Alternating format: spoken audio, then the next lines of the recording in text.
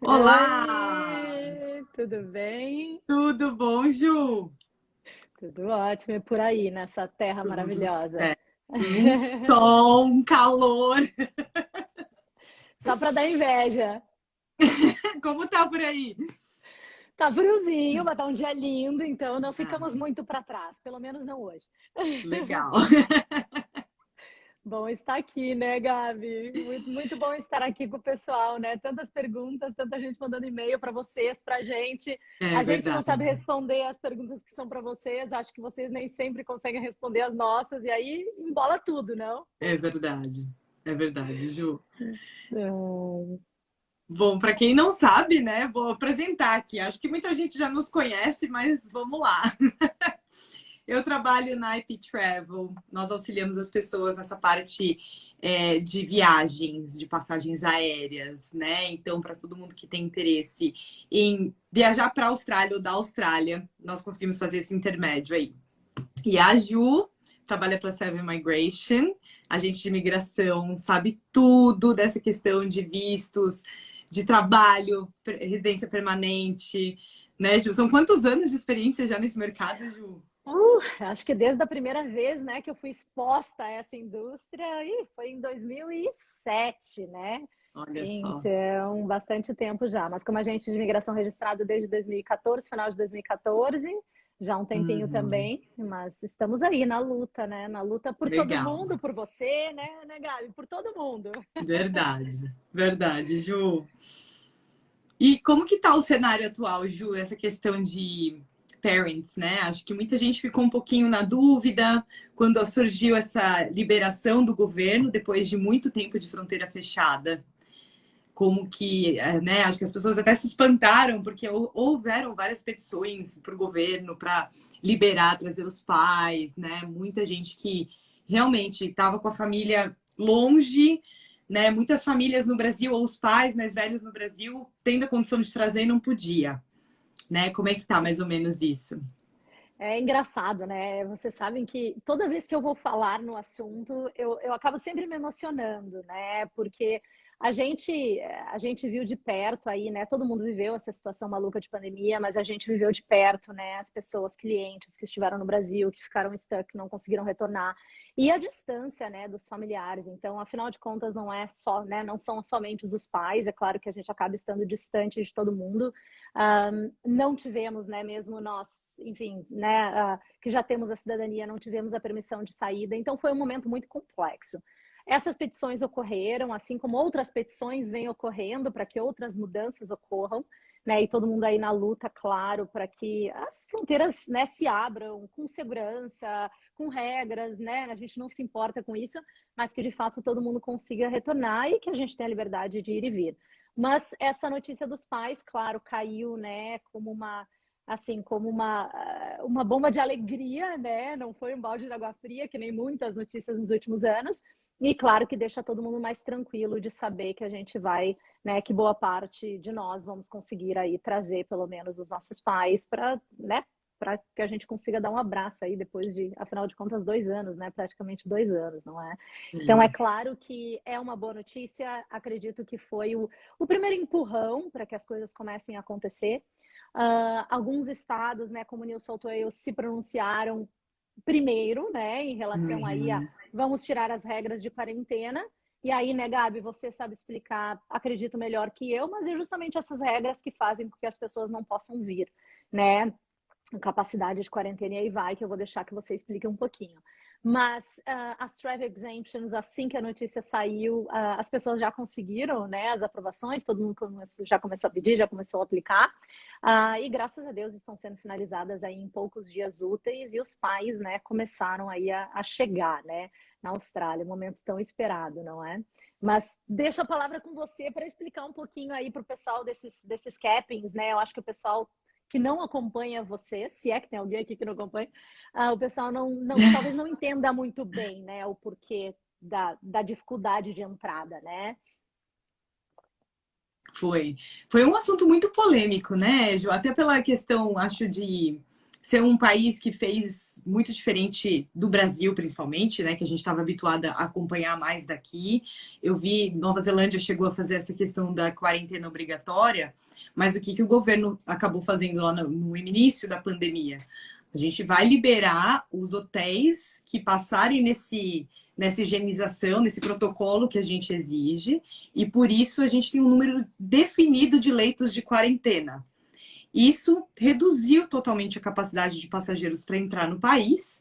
Com isso, as companhias aéreas não podiam trazer mais pessoas, porque não tinha como comportar essas pessoas para 14 dias de quarentena, né? Imagina, são 14 dias com um quarto ocupado, tendo que fazer essa rotação, com todo o protocolo de higienização, comida que eles também estavam providenciando, enfim.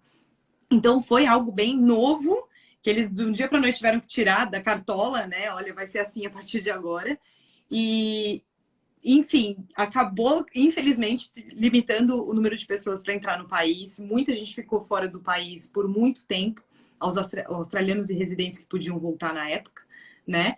E aí houve o grande problema de várias companhias aéreas pararem de operar para a Austrália, porque acabou não sendo vantajoso financeiramente também para eles, né? Então, infelizmente, foi uma pausa, muitas empresas foram prejudicadas com isso, né?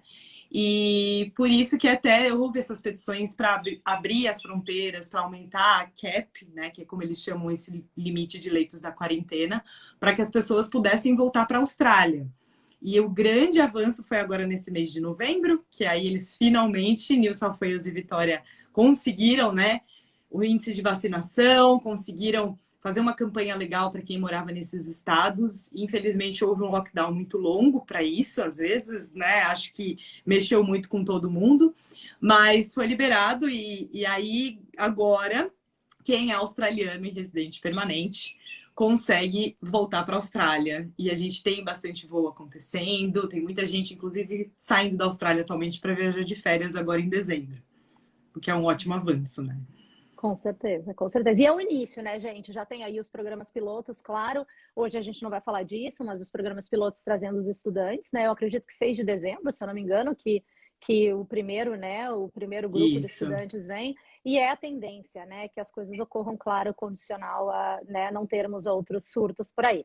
Mas acho que com a vacinação avançada, assim, não teremos. Em termos de travel exemption, né, Gabi, é uma das perguntas que muita gente me faz, né? Por que a travel exemption, né? Por que uma vez que essas categorias de pessoas são incluídas, né, como pessoas isentas de, né, de não poderem vir para cá, enfim, por que as pessoas ainda têm que fazer o pedido de travel exemption dependendo da situação da pessoa, né? Não é? E o que eu sempre explico para as pessoas é que os processos em geral de vistos de quem está fora da Austrália, desde sponsor, estudante, visitor, eles ficaram pausados, né? Eles ficaram num limbo. E por que a imigração deixou esses processos pausados? Porque, obviamente, mesmo com a aprovação desses vistos, as pessoas não têm permissão direta de entrada na Austrália, porque em muitos casos são vistos temporários. Se a imigração começa a aprovar esses vistos, o que de uma certa forma aconteceu no início da pandemia, quando eles não sabiam o que fazer e continuaram aprovando, os vistos foram aprovados para uma duração X de tempo e as pessoas ficaram no exterior ao longo de todo o período do visto, ou boa parte do período de visto. Ou seja, elas não usufruíram desse visto que, bem ou mal, elas têm direito de ter acesso a, né? Claro, desde que aprovados. Então, o que acontece com a Travel Exemption hoje é que ela é o gatilho do sistema, porque eles ainda não estão aprovando todos esses processos normalmente. Então, quando a gente faz, por exemplo, uma aplicação de um visto de turista, vou citar aí o exemplo dos meus pais, não é? Coloquei no sistema uma aplicação de visto de turista para que eles possam vir me visitar. Essa aplicação, ela vai entrar num bolo, né, numa fila com diversos outros processos, milhares, centenas de milhares, provavelmente, de outros processos que estão no limbo. Eles não vão começar a olhar um a um para ver quem cumpre a regra ou quem não cumpre. Então, quando você faz a Travel Exemption Request, você tem que colocar um número de referência desse processo. E ao colocar o número de referência desse processo, eles aprovam a exemption e isso serve como gatilho, eles puxam o processo do sistema, aprovam e a pessoa então consegue vir. É claro que Existem processos, né, de pais, né, que não são vistos de turista, que são processos que demoram aí 5 a 30 anos, dependendo do tipo de visto, a serem aprovados. É claro que exemption não vai servir como um gatilho para simplesmente aprovar e tirar esse processo dessa fila aí. Mas para um visto de turista, por exemplo, é assim que ocorre. Da mesma forma, né, que um, né, um visto de estudante ou mesmo um visto de sponsor em algumas das situações, tá? Então, a regra hoje, né, para pais que foram incluídos nessa definição do que é, não é um vínculo direto familiar, não é para fins de entrada na Austrália, né, o que se faz hoje é justamente isso. Aplica para o visto de turista, 5 minutos depois da entrada no pedido de exemption e, né, uma vez aprovado, então os pais conseguem vir para a Austrália, condicional às regras do estado que eles vão chegar, que a gente vai falar um pouquinho também hoje, não é? Então tem várias regras a serem seguidas e, claro, né, a comprovação de vacinação e aí vai. Perfeito. Ju, e questão assim de visto, você falou que os vistos ficaram parados aí por um tempo, né? Exatamente para não prejudicar, né? Que existe um investimento na aplicação do visto. Se for aprovado e a fronteira não abrir, não tem o porquê eles continuarem aprovando. Tem hoje um time frame, assim, um tempo para esse visto ser aprovado? Não. Honestamente, não.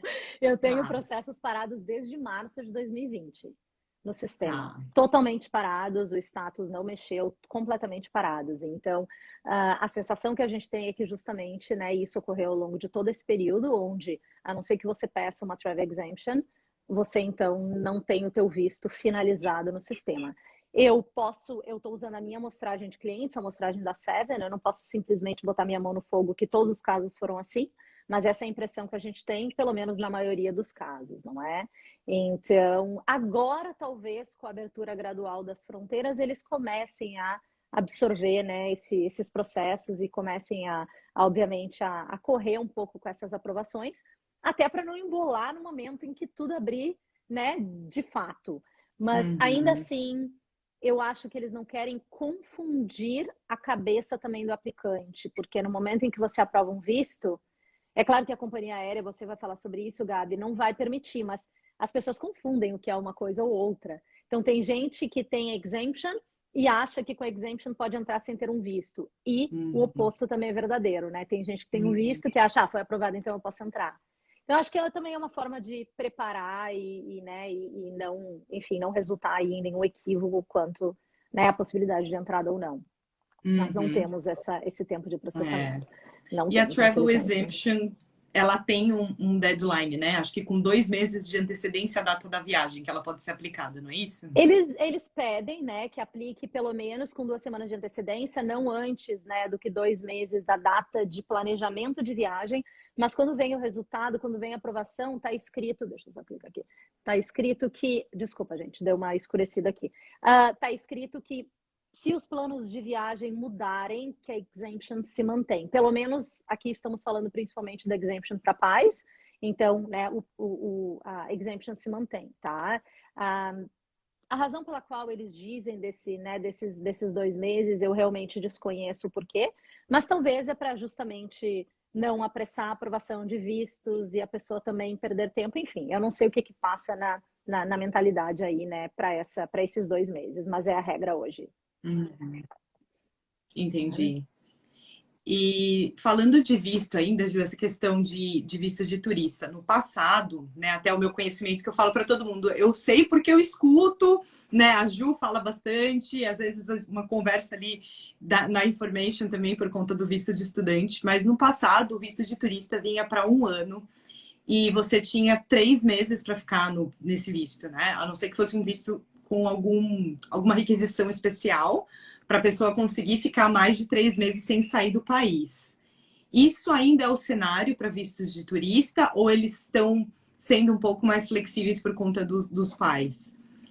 Na verdade, Gabi, sempre foi um visto. Se a gente estiver falando do visto de turista normal, porque existe uma vertente específica que é quando você sponsora o seu pai para ficar por um período mais longo de tempo aqui, que também é um visto de turista, né? Que é o Visitor Visa Family Sponsor Stream. Mas na vertente normal, Visitor Stream, ele é um processo que ele permite a permanência da pessoa na Austrália por até um ano. Então, quando você aplica para o visto, você define se a estadia é de até 3 meses, até 6 ou até um ano. Isso sempre foi assim.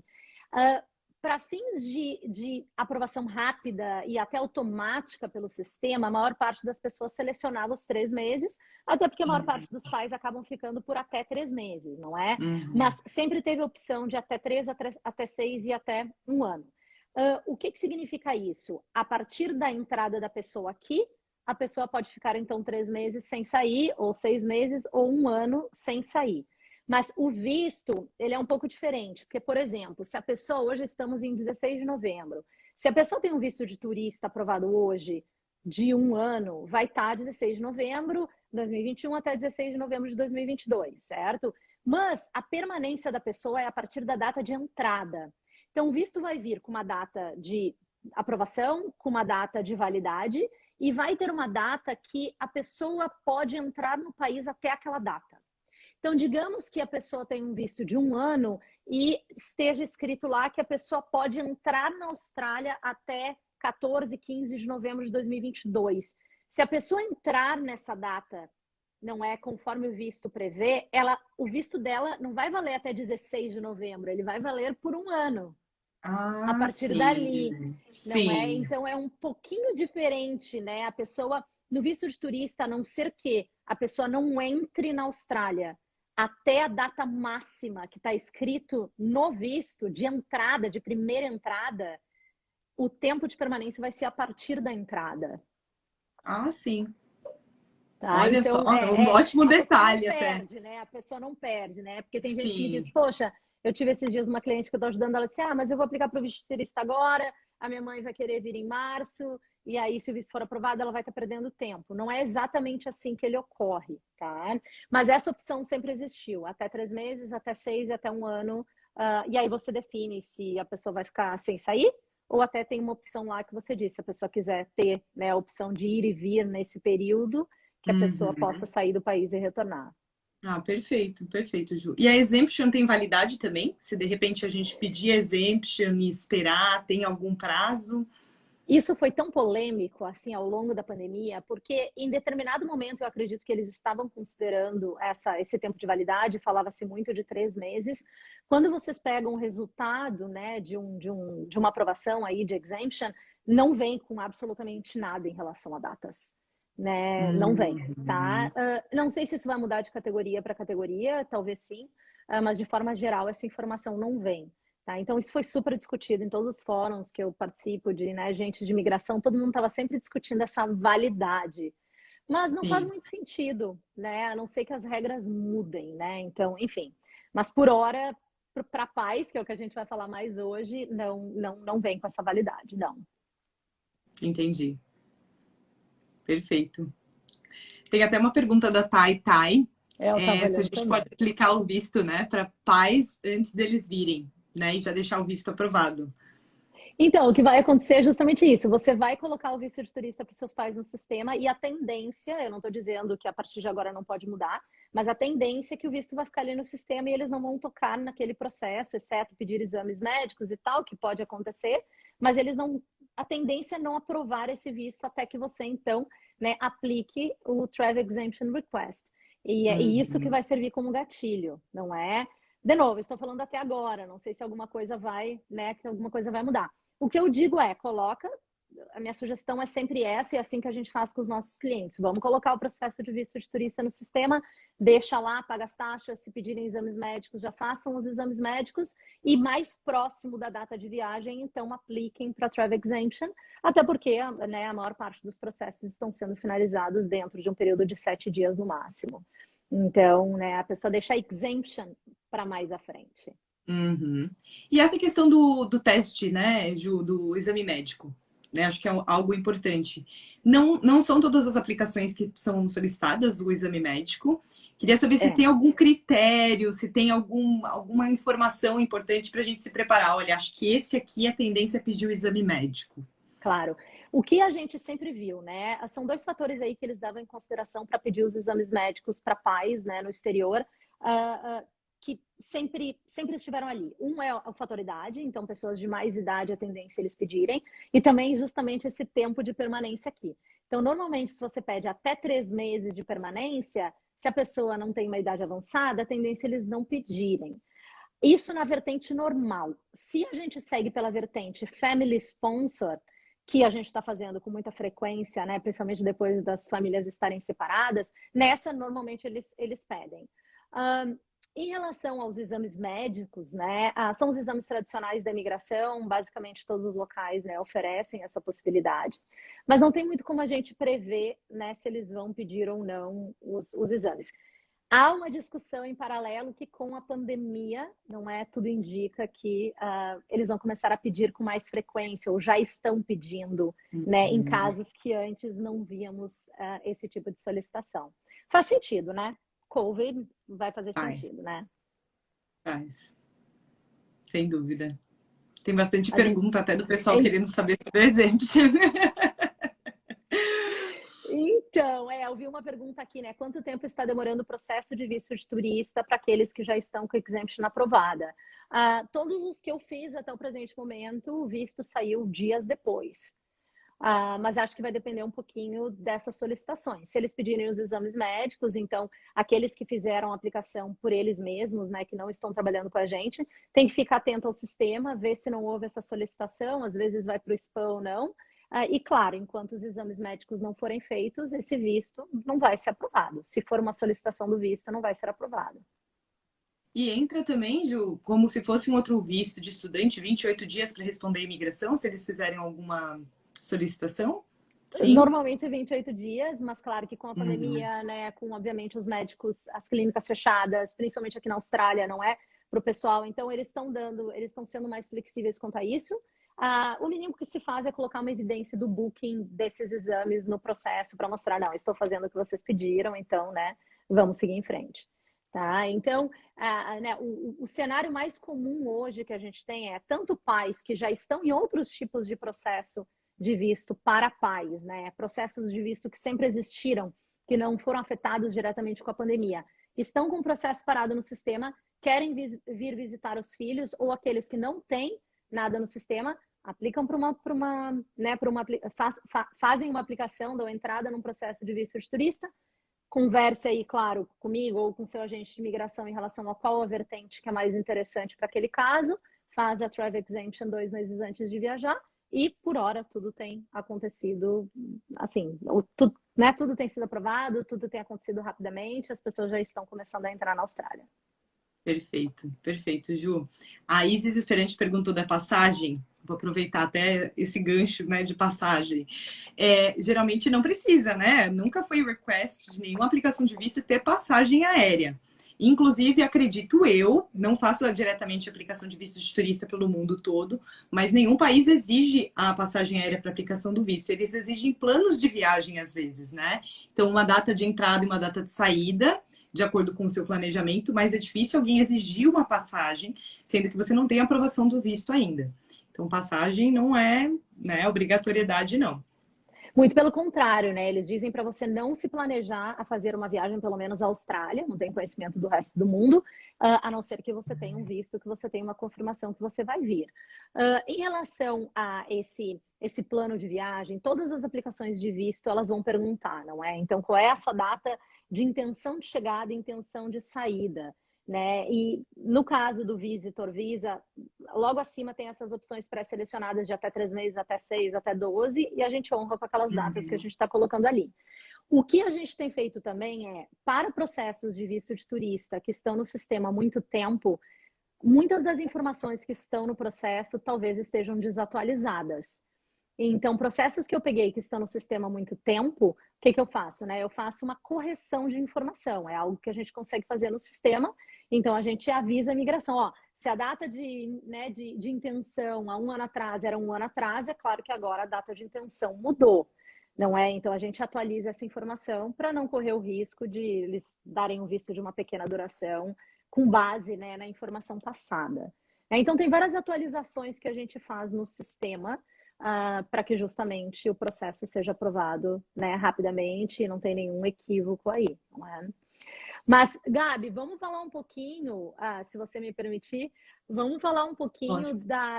das categorias, né? Porque também tem uma certa confusão aí em relação a essa liberação para pais e também Hum. de como, né, das informações que a gente precisa, não é? Para colocar dentro desse pedido, tá?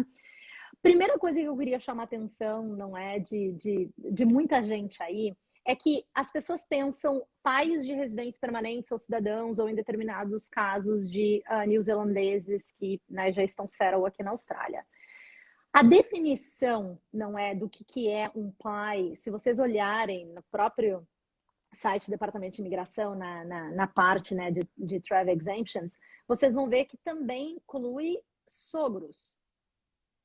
Então, por exemplo, a gente tem casos, não é, de pessoas que aplicaram por um partner visa, não é um partner visa provisório, na verdade ele é provisório permanente, mas a primeira etapa dele ele é temporário, ele é provisório, que é o 820, e a pessoa ela não é ainda residente permanente. Então as pessoas acham que ela não, né, essa pessoa não vai poder trazer os próprios pais para a Austrália porque ela está num visto temporário.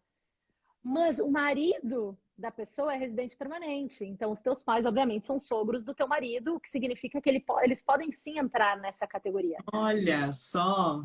Então, é um ponto que a gente, né, que obviamente a gente tem que considerar, não é? Quando as pessoas têm esse visto temporário e há uma relação específica, né, já aberta, já exposta à imigração desse relacionamento, então há a possibilidade da gente pedir a Travel Exemption através né, do partner. Aí as pessoas me perguntam também, né, como é que eles tomam essa decisão?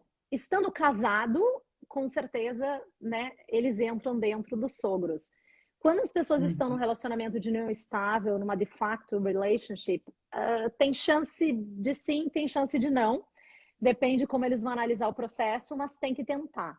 Por que isso, não é? Porque eles se baseiam da definição do que a gente chama de Biosecurity Act, no sentido do que é sogro. E nessa definição, ela se refere especificamente a quem está casado. Tá. Mas a gente começou a tentar para alguns casos, eu não tive nenhuma aprovação ainda, então eu dei entrada em alguns nessa semana mesmo, e vamos ver o que vai acontecer. Mas a tendência é eles aceitarem também, né, dentro dessa definição, tá? Então, para aqueles que estão aí, né, em relacionamentos com australianos, elas já estão aí com, eu vi que alguém comentou aqui, não é com visto de partner e tal, é algo a ser considerado também. Perfeito. Tem alguma outra? Porque eu sei que existem casos e casos, né, Ju? Assim, às vezes o pessoal fala, mas essa aqui não é minha mãe biológica, mas é minha mãe. A gente, né? Como é que funciona isso? Tem que ter o papel? Qual que é o requerimento? A gente vai ter que mostrar o relacionamento com essa pessoa, né? Mas dentro da categoria tem, obviamente, pais biológicos, adotivos, step parents e também sogros, né? Nesse caso. É tudo uma questão de mostrar com algum tipo de documento essa relação familiar. É claro, né, que para pais biológicos que têm, obviamente, nomes em certidão de nascimento é muito fácil mostrar. Não é em outros casos, pode, desde Family Composition Book, enfim, tem várias formas. Gabi, não sei se eu te perdi aqui. Gabi, Opa, voltou. voltou. Voltou. Voltou. Não tem problema. Então depende um pouco, né? Mas são vários os documentos sugeridos e sempre há uma forma da gente explicar essa relação. No pedido de Travel Exemption, várias informações são incluídas, não é? Então, novamente, gente, estamos especificamente, né, de pedido para pais, tá? Gabi, não sei se você tá aí. Você tá aí? Gabi, tá falhando um pouquinho, mas eu vou Tô sim, continuar, tô tá? sim. Tá falhando um pouquinho, mas Tá. eu vou continuar, tá? Então, nesses pedidos, a gente tem que, obviamente, inserir os detalhes de passaporte do pai. A gente tem que mostrar aí também uma explicaçãozinha, né, de até mil palavras em relação ao porquê que a pessoa quer vir. A gente tem que mostrar informações específicas, não é, do familiar que é residente permanente ou cidadão australiano, complementando com documentos né, que atestem essa relação. E a gente tem que mostrar detalhes de vacinação, que é algo que eu acho que é muito importante a gente entrar no mérito também, né? Sim. Então, hoje, a gente não consegue fazer uma exemption, né, fazer um pedido de exemption sem termos um processo, pelo menos no sistema, a não ser que a gente tenha uma explicação para isso. Então, esse é o primeiro ponto. Eles vão perguntar: você já tem um processo no sistema? Qual é o código de referência? Ou já tem um visto? Qual é o código? E se você disser que não, eles vão perguntar o porquê que não, e tem algumas, né, situações pré-determinadas ali para o não. E, em princípio, as pessoas precisam ter um processo no sistema ou um visto aprovado. O segundo ponto é em relação à vacina, né? Então, eles pedem informações da vacina, eles têm as opções pré-determinadas, né? Se a pessoa é fully vaccinated, já tem as 2 doses, se não tem. E eles perguntam a data da última dose que a gente tem que colocar, tá? E eles perguntam também o nome da vacina, o país que a pessoa teve essa vacina, e eles perguntam também se a pessoa, para onde a pessoa viajou nos últimos 14 dias antes de fazer o pedido. A gente tem que colocar os países que a pessoa fez, não é? Então, hoje, gente, isso também gera muita polêmica, a gente tem vacinas pré-aprovadas na Austrália, né, o que a gente chama de TGA, Pre-Approved ou Provisional Approved Vaccines. A gente tem as Recognized Vaccines e outras que estão ainda sob revisão, não é? Então, as pré-aprovadas, digamos assim, né, as provisoriamente aprovadas, são as 4 mais conhecidas, não é? Pfizer, AstraZeneca, Janssen e Moderna.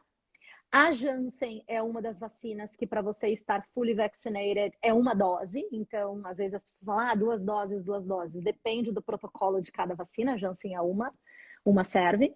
E a gente tem as reconhecidas, não é que a gente tem a Coronavac, que é a mais procurada de todos, né? A gente tem a Covishield, eu até anotei aqui, e a gente tem a Sinopharm. Essas são as recognized e, portanto, para fins de não ter que fazer quarentena e de ser considerados vacinados, essas são as vacinas que vocês podem considerar. Se não for uma dessas vacinas, a gente tem que ficar acompanhando, não é, qual vai ser a regra do Estado para pessoas nessa situação. E eu não tenho certeza se a exemption seria aprovada, porque eu nunca testei. Não é fazer com uma dessas outras vacinas, tá? Mas o site do TGA, ele frequentemente faz essa atualização do que eles estão revisando, enfim, verificando para aceitar. Regras de quarentena, não é? Que também, obviamente, tem um vínculo com vacina. Aí talvez você saiba mais que eu, Gabi, porque cada estado tem a sua. Mas, em princípio, né? Nem em New South Wales e Victoria, eu acho que nem... acho não. Não há nem a necessidade de um isolamento temporário, nem que seja em casa. Né? Existem regras em termos de fazer o teste do COVID nas primeiras 24 horas, depois, se eu não me engano, é entre o dia 5 e 6, ou dia 7, dependendo da regra, né? E crianças que, porventura, vêm junto e que, obviamente, não são vacinadas, elas têm regras diferentes. Crianças não podem voltar para childcare nos primeiros 7 dias. Não é, eu acho que tem que fazer um teste, se eu não me engano, no 14º. Então, cada estado tem as suas próprias regras quanto a isso. Mas hoje, se meus pais chegarem e eu quiser ir lá dar um grande abraço, recebê-los com minha filha, a gente pode estar no aeroporto esperando, né? Segundo a indicação, fora do aeroporto, mas ainda assim dá. É verdade.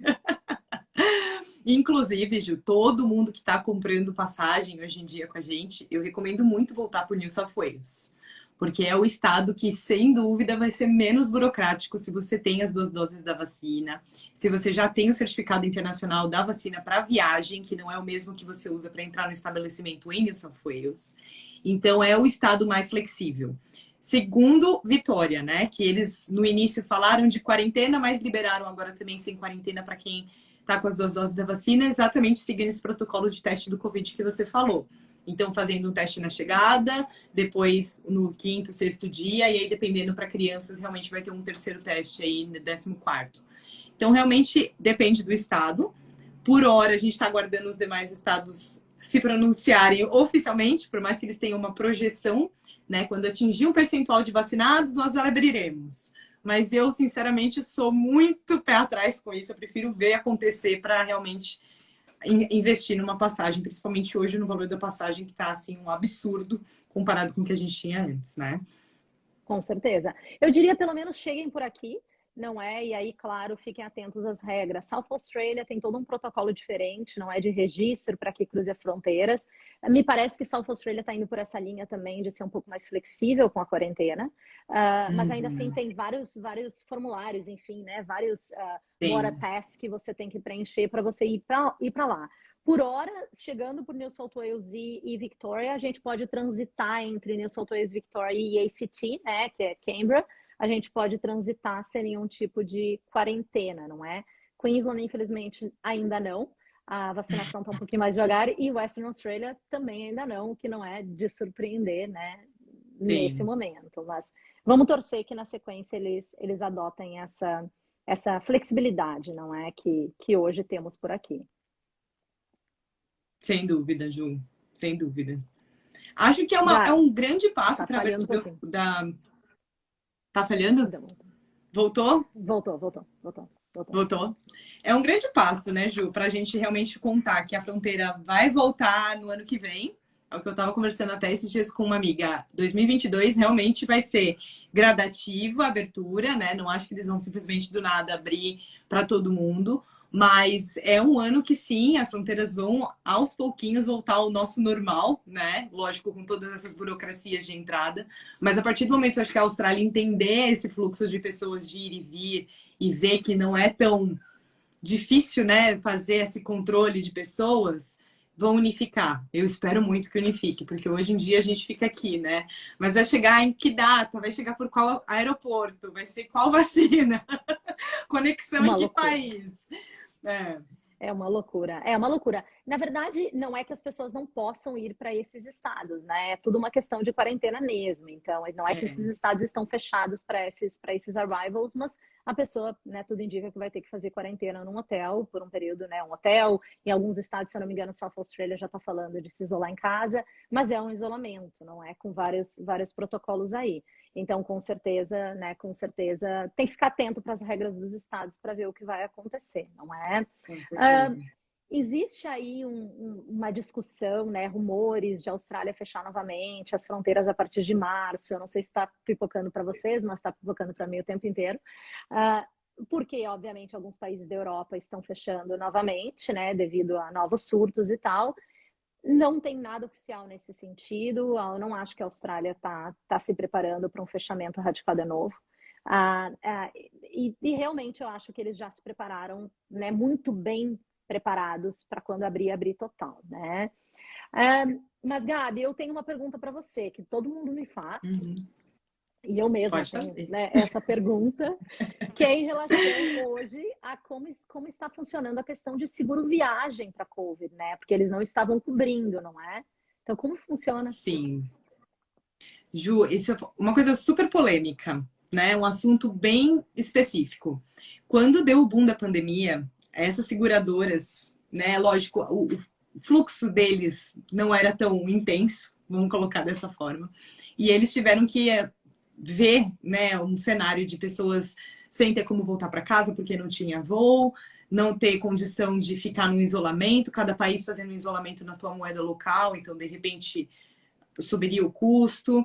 Num primeiro momento de pandemia, vários seguros viagem não cobriram mais essa questão do Covid. Então, assim, você não estava coberto a partir do momento que você tivesse algum sintoma que fosse constatado o Covid. A partir dali, tudo no particular, vamos colocar dessa forma. Então, vários seguros viagens tiraram essas políticas, né, que tinham essa flexibilidade que você poderia, que nem algumas falam, olha, se for desastres naturais, a gente não cobre nada relacionado, se for alguma coisa realmente fora do controle humano, vamos falar esse termo.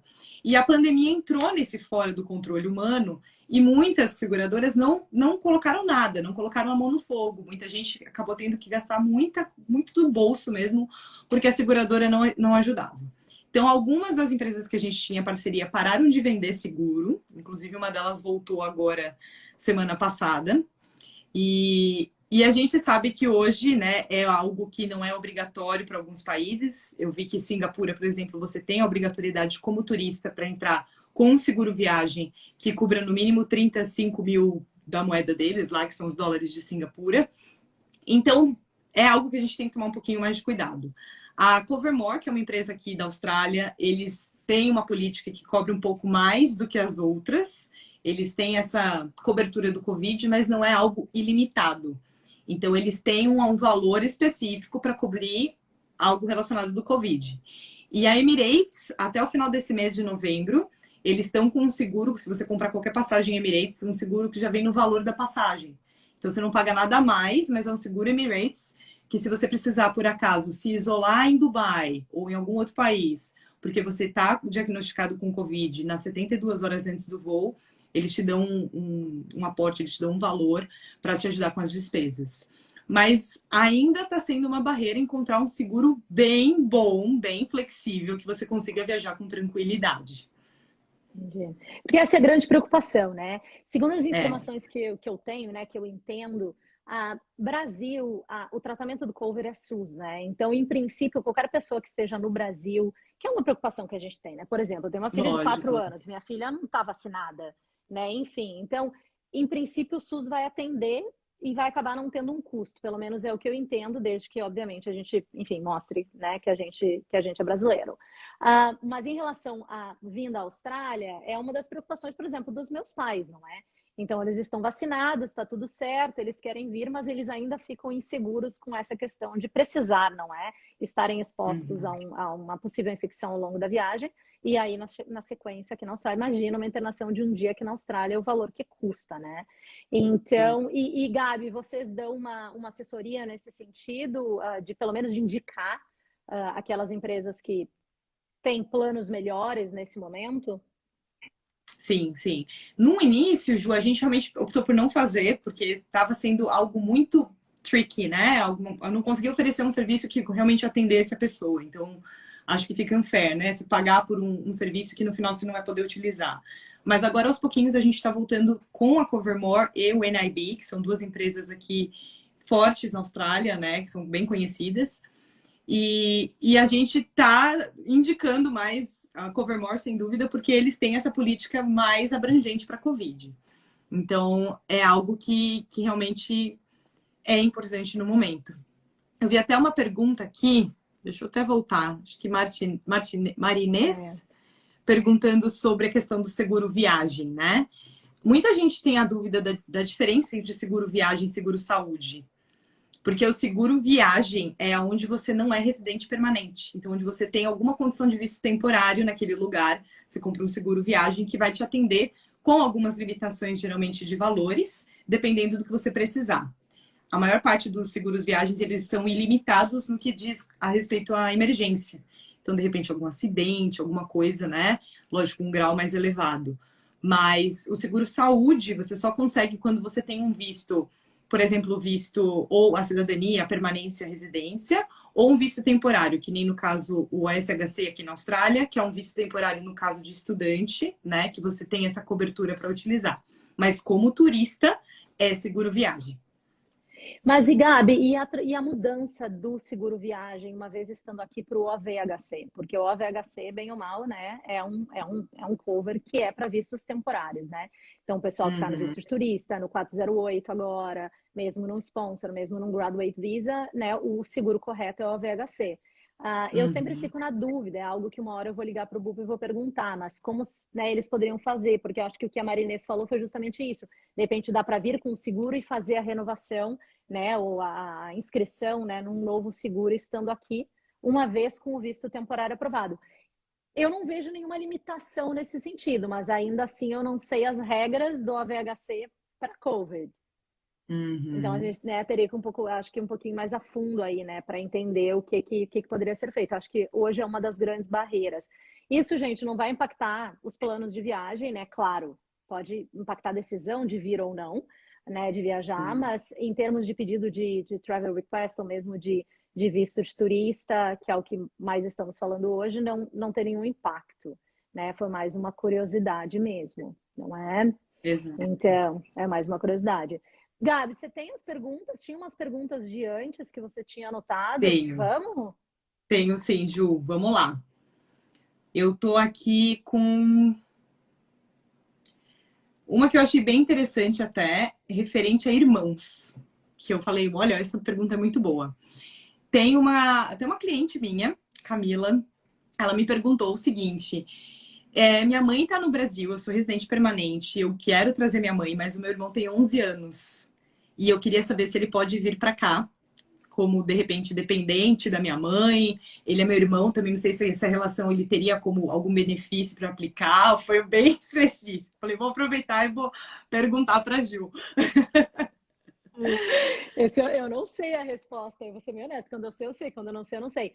Com certeza eu faria o pedido, né? O pedido linkado de um de outro. Não necessariamente vai entrar nessa definição, não é? Eu vou ter que, claro, entender o status dessa, né, dessa menina. Teria que ver. Eu tô quebrando aqui a cabeça. Não entra na definição de pais, com certeza não. Mas de um familiar direto, mas é um irmão. Não vai entrar especificamente na categoria, mas e a gente não pode esquecer de dizer isso.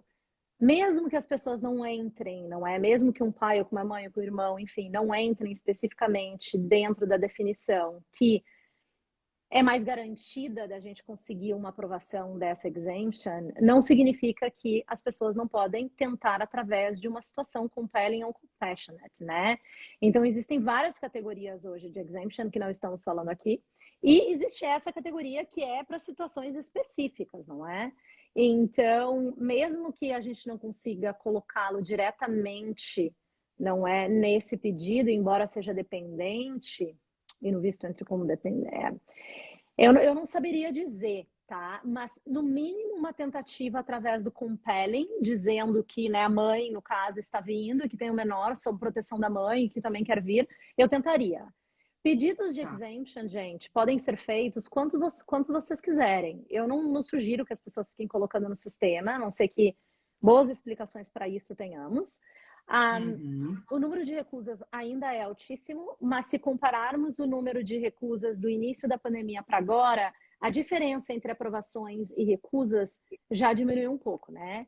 Então, de forma geral, desde 2020, eu até anotei aqui, o cumulativo foram 159 mil pedidos de travel exemption colocados no sistema, e desses 159 mil, 76 mil foram approved. Desculpa, 160 mais 76, em torno de 240, 250 mil pedidos, e dentro desses 250 mil pedidos, 159 mil refused, recusados, e 75 mil aprovados, tá? Isso é o cumulativo, tá?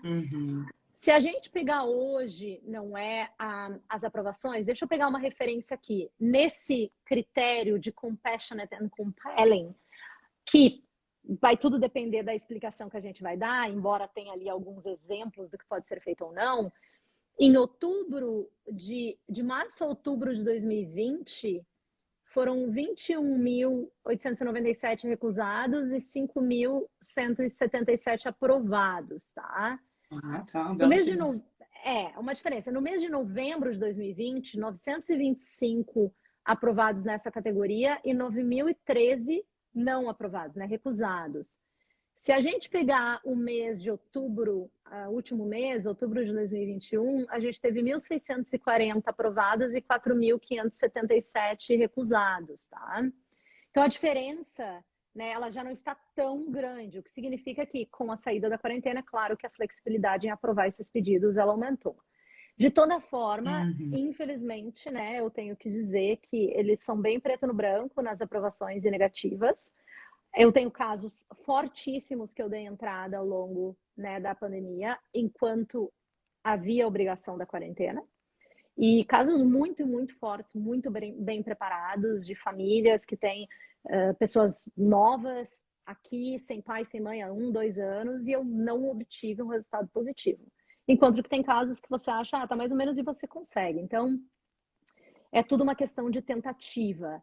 Mas tentou uma vez e foi recusado, foi negado, não tem problema em refazer. Eles mesmos, muitas vezes, sugerem que você refaça, desde que tenha documentos tais. Às vezes, eles dão uma sugestão do que você pode fazer na próxima, tá? Então, nesse caso, eu diria, aprova com certeza para a mãe, e caso, né, a gente não consiga colocar no mesmo pedido, enfim, não consiga enquadrá-lo dentro das categorias, faz um compelling and compassionate baseado, né, obviamente, na dependência, né? Uhum. Perfeito. Nesse caso aqui, cadê?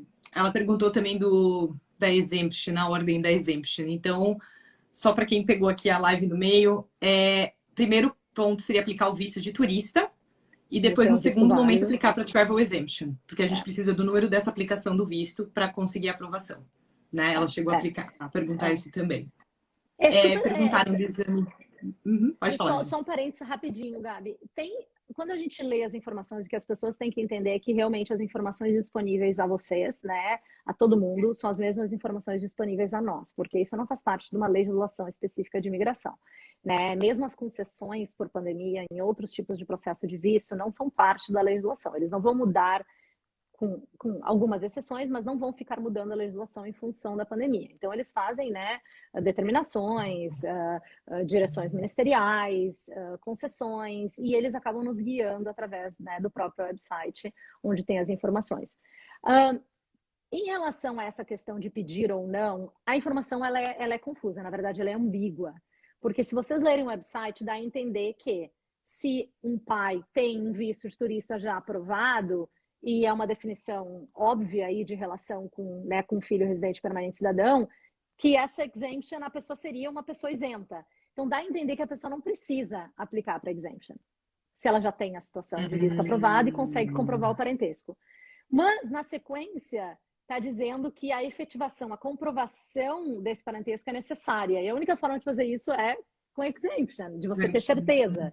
Então se Sim. faz, porque negado não vai ser, não tem custo, ela é gratuita. Claro, quando as pessoas trabalham com a gente cobra uma taxa, mas, né, ainda assim não é uma taxa abusiva, ou seja, dá para fazer. Tá? Uhum. Show. E nesse caso, Ju, nessa questão da aplicação pela Seven, como que é o processo? Eles mandam por e-mail, marcam uma entrevista com vocês no agendamento? Como que funciona? Na verdade, não necessariamente, a não ser que seja uma situação muito, né, muito complexa, que a gente tem que estudar o caso, enfim, para sugerir alguma estratégia, principalmente no caso de pais. O mais comum é a pessoa assinar com a gente, né? Obviamente, contratar os nossos serviços para aplicação de visto de turista, e a gente acaba colocando aí a Travel Exemption como um plus nesse serviço, né? A gente já vai ter as informações necessárias para o visto de turista, é assim que a gente faz, né? Perfeito. Então, para as pessoas entenderem, o visto de turista, dependendo da vertente, né, há uma variação aí entre $600 e $1.000, dependendo do tipo de processo né, que a gente vai fazer.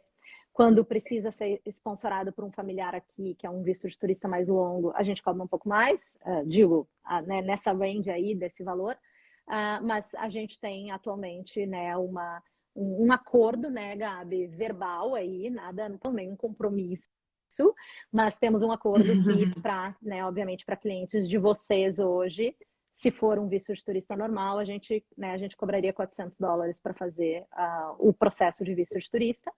Obviamente não inclui a taxa do visto, mas a gente coloca o exemption junto. Perfeito, Ju, porque tem tanta gente que me pergunta isso. Acho que quando fala a palavra visto, as pessoas têm um medinho de mexer e falar, eu não sei se. Porque realmente é um vocabulário diferente, né? É tudo em inglês, um vocabulário diferente. Qualquer errinho ali pode custar uma espera, uma aplicação, né? O valor. Então, eu realmente falo, olha, então eu acho que você deve buscar alguém que está lidando com isso diariamente. Né, que já sabe exatamente o que escrever, o que colocar, a tendência a ser aprovado. Então, realmente, eu sempre indico mesmo. E é legal saber que agora, né, falando ali, olha, vim pela Information Planet, tá, vai ter um precinho especial aí pra galera. Com certeza. É o que dá. Tem gente que nos procura só para exemption, tem gente que procura para o serviço como um todo. Na verdade, fazer só, né, a exemption ou fazer o visto, a diferença de valor é muito pequena. Então, muita gente opta por, não, vou deixar na mão de vocês. Mas também, é claro, é uma decisão das pessoas. Tem gente que tem mais segurança ou menos, não é? Mas, de toda forma, vai ser essa regra por hora, não é? Eu acho que o mais importante para todo mundo, não é se manter atualizados, né, a se manterem atualizados em relação aos requerimentos, tanto de quarentena ou de regras do estado, isso vai estar no site de cada estado, não é? E também, claro, atualizações nessas categorias de travel exemption, porque as atualizações ocorrem com bastante frequência. Na semana passada tivemos uma em relação aos estudantes, por causa desse programa piloto. Então, as pessoas têm que ficar atentas a esse, né, a essa página específica que explica aí os requerimentos. Sim. Sem Tem dúvida, alguma Ju. E acho que mais, as mudanças Gabi? vão ser bem constantes. Eu tinha algumas dessa questão dos irmãos, se tinha algum mínimo stay de 3 meses, dessa questão de visto, que aí acho que você já falou, né? Que depende, lógico, do tempo que você colocar na aplicação do visto de turista, que eles vão aprovar. E tem exame médico, que a gente falou. Ah, essa pergunta é boa. Será que para a família de brasileiros que estão no visto temporário, se alguém que está no visto temporário, de estudante, de sponsor, pode também tentar aplicar para essa exemption para trazer os pais? Como que tá isso? Por hora, infelizmente, não. É de residente permanente ou cidadão. É claro que tem essa questão, né, de parents-in-law também estarem incluídos nessa definição, mas, né, em princípio, por hora, não. Né? Infelizmente, não. É a mesma regra que quantos casais estão separados e famílias estão separadas ainda em vistos temporários, não é graduate visa sponsor, porque as exemptions não são, né, não são aprovadas. Não é? Então, pegando o gancho aí, eu vi, né, que o Smith colocou aqui, no meu caso, que não sou casado, mas vivemos juntos há 4 anos e temos um filho, seria melhor tentar o visto da minha mãe e da minha filha através da minha esposa australiana? Sim, com certeza. Com certeza. Tá? Então, pelo que eu entendi, você teve o Partner Visa, né? O Smith teve o Partner Visa provisório aprovado, que é o 820, foi o que eu entendi. Se você estiver aí e quiser confirmar. Mas se for esse o caso, sim, seria através dela. Seria através dela. Eu acho que legal, Ju. eu tô passando aqui nas perguntas, mas porque eu tô com medo que o Insta nos corte. A gente tem 2 minutos. Sim. Mas eu acho que a gente cobriu. Eu vi que a Agatha colocou aqui, legal. As vacinas a gente cobriu, tem que estar comprada. Eu acho que a gente cobriu tudo, gente. Acredito que sim. Não sei se vocês têm alguma pergunta aí por último, mas se porventura nos cortarem, né, a gente não vai conseguir. Eu acho melhor a gente se despedir, né, Gabi? É verdade, Ju. Bom, só para quem tem curiosidade dos voos, os voos estão acontecendo. Muita gente me pergunta ainda, tem passagem? Tem passagem para amanhã. Então, as companhias da Qatar e Emirates estão operando aí lindamente no meio da pandemia, fizeram um ótimo trabalho. São as empresas que atualmente já conseguem atender essa demanda, né, num excelentíssimo serviço. Então, todo mundo reclama que está pagando caro, mas eu falo, gente, mas o serviço é maravilhoso. Depois vocês só vão querer viajar de Qatar e Emirates.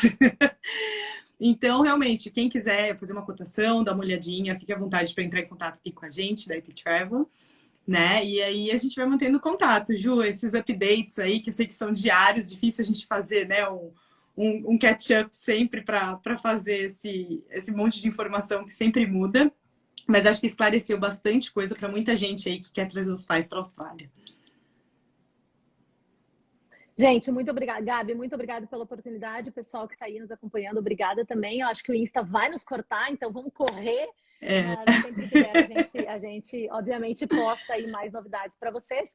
E, obviamente, quem quiser entrar em contato, a gente está à disposição. E logo eu vou estar te mandando um e-mail. Já deveria ter te mandado quanto aos meus pais, Gabi. Então, logo eu faço isso. Pode mandar. Passagem. Imagina, Ju, eu que agradeço. Muito obrigada por toda essa informação. Eu sei que a tua agenda é super busy. Muito obrigada mesmo por esse tempinho. E aí a gente vai mantendo contato. Assim que alguém tiver alguma pergunta de vista aí, vou mandando aí para o pessoal da Seven. Obrigada, gente. Beijo. Obrigada, gente. Um beijo. Beijo. Tchau.